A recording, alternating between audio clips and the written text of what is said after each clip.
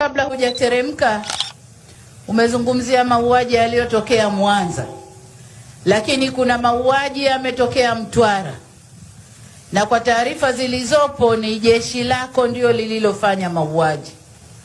Kwa maana hiyo, taarifa nilionayo ni kwamba sasa jeshi limetengeneza kamati ya kufanya uchunguzi, alafu walete taarifa. Haiwezekani jeshi lifanye mauaji, jeshi lichunguze lenyewe.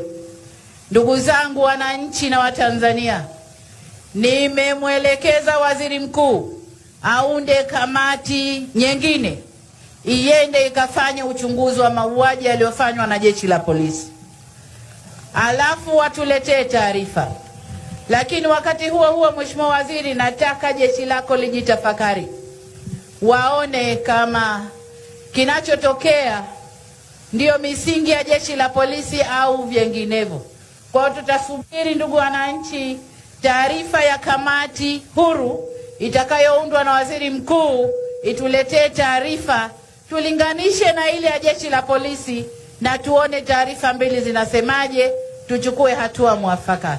Kwa hiyo kwenye hili la mauaji, na kushukuru Mheshimiwa mbunge kwa kulileta, waziri yuko amelifafanua, lakini nami niungane na waziri kukuombeni sana wananchi kulinda amani, kuto kufanya